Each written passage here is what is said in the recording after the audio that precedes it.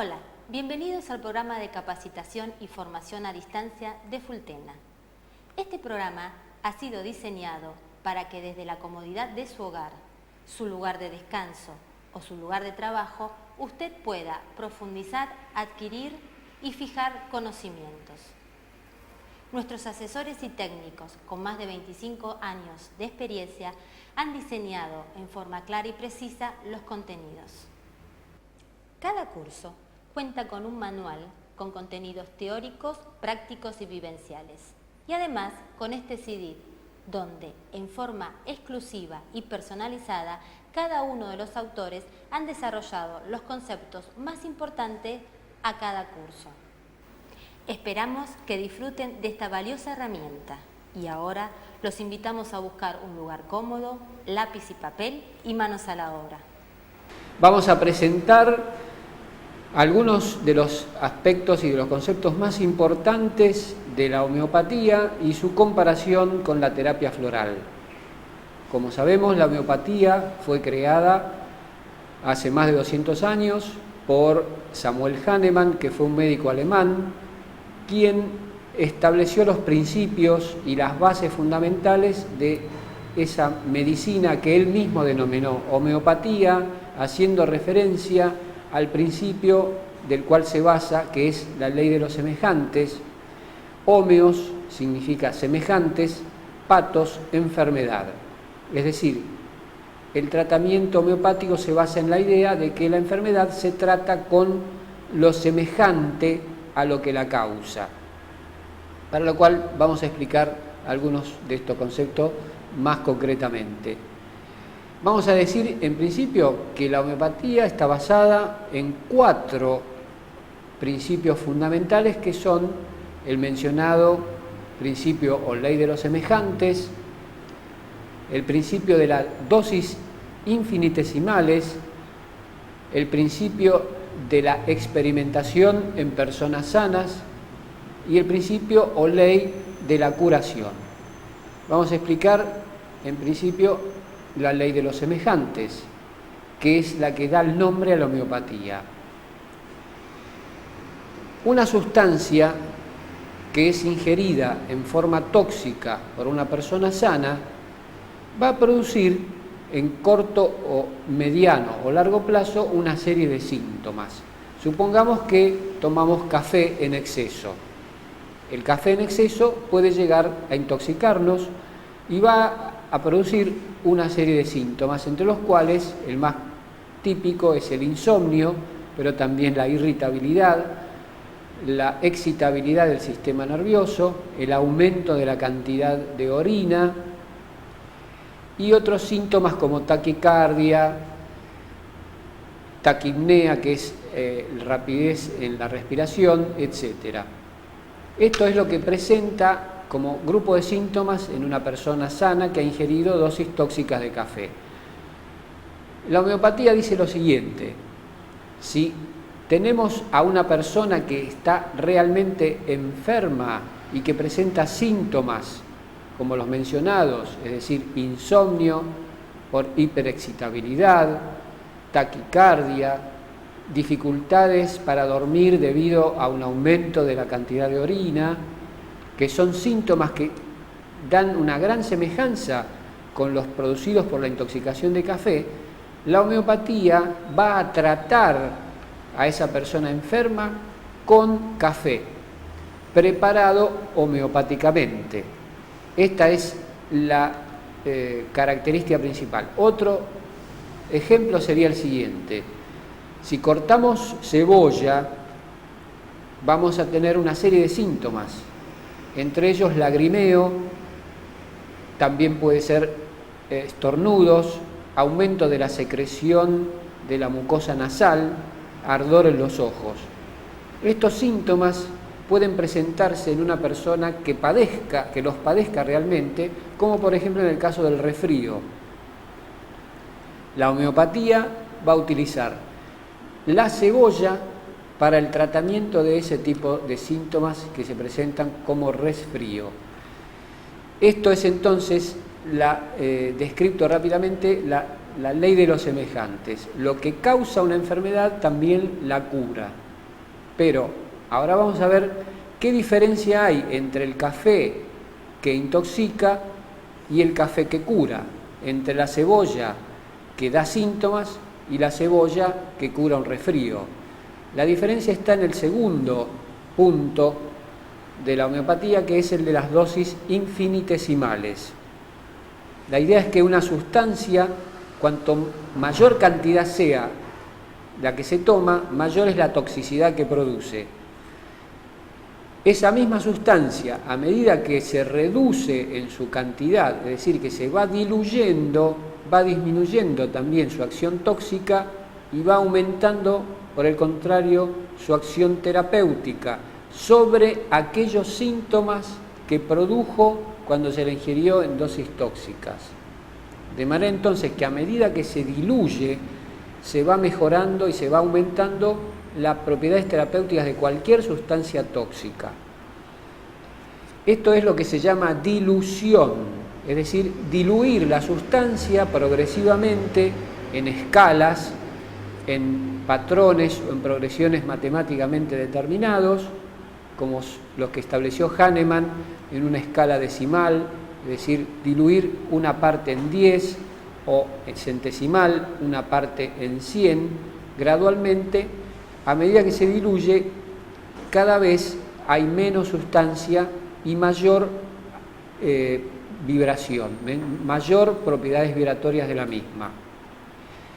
Pero el segundo paso para la preparación de las dosis infinitesimales es el de la potenciación, sucusión o sacudimiento. Hahnemann descubre que los pacientes que vivían más lejos se curaban más rápido.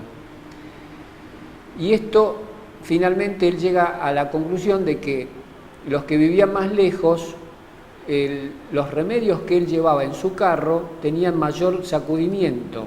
Por lo tanto, el sacudimiento es el que le daba el mayor aumento de sus propiedades terapéuticas. Entonces, eso es la dinamización o sucusión, que es lo que le da la potencia al remedio previamente diluido.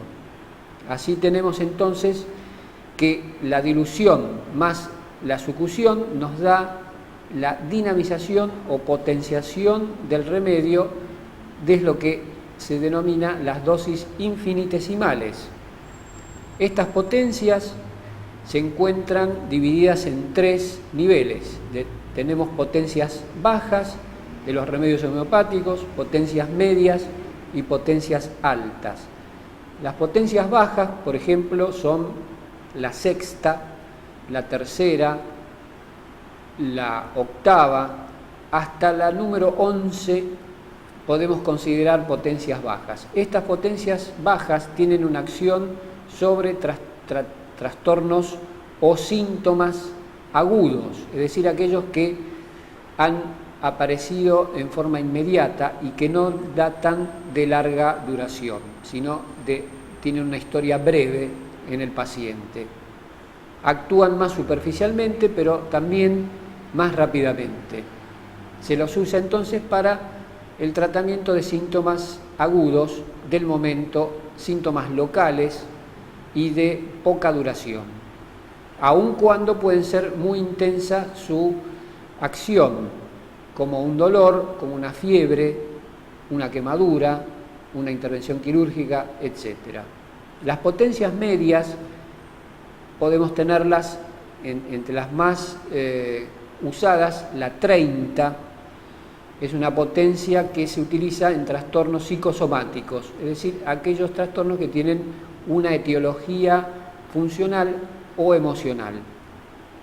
Y finalmente, las potencias altas, que pueden ser de las 200 en adelante, tienen una función preventiva, como por ejemplo la potencia 200, o también una acción sobre enfermedades crónicas o profundas o de larga data. Estas últimas potencias deben utilizarse bajo estricta prescripción y solamente el médico homeópata es quien puede utilizarlas en forma adecuada. El resto de las potencias pueden ser utilizadas teniendo conocimientos para poder aprovechar al máximo sus condiciones. El tercer punto se refiere a la experimentación en personas sanas.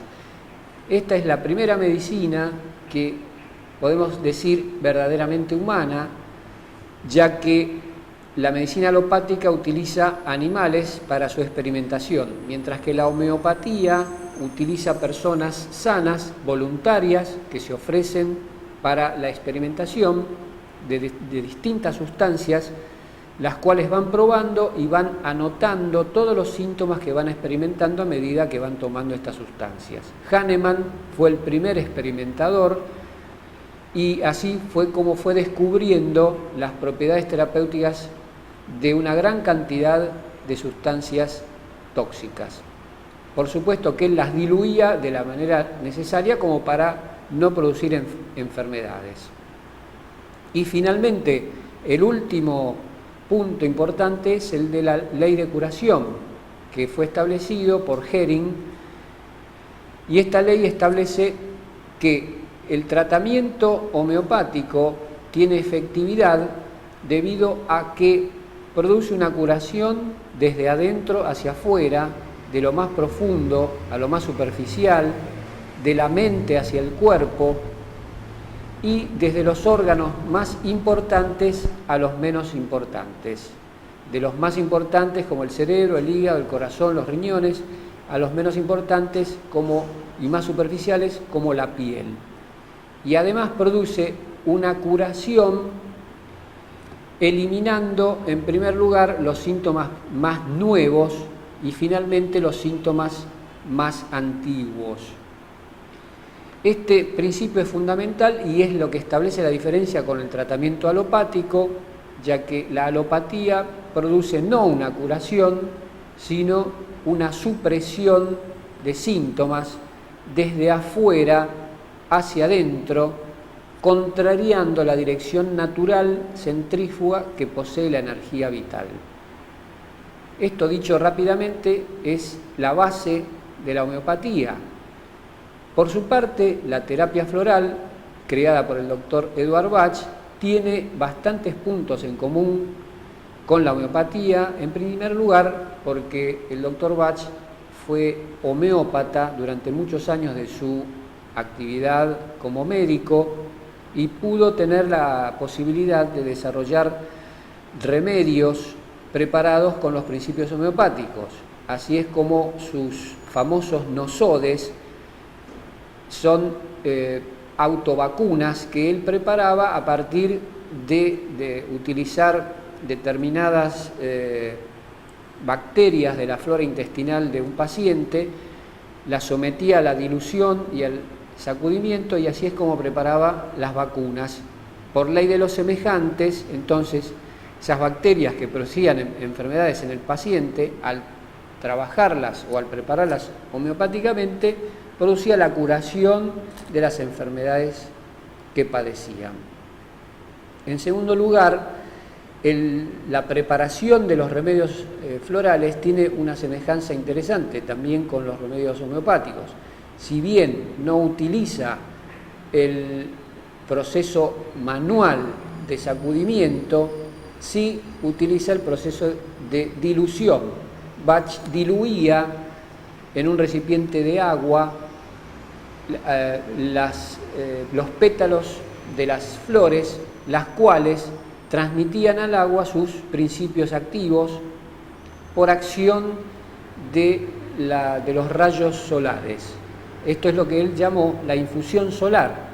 Allí, en vez de producirse el fenómeno de sacudimiento, que es el que da la dinamización al remedio, se produce un sacudimiento natural que es por acción del calor del sol, generando una infusión muy sutil por la cual la flor, el pétalo, transmite sus propiedades al agua.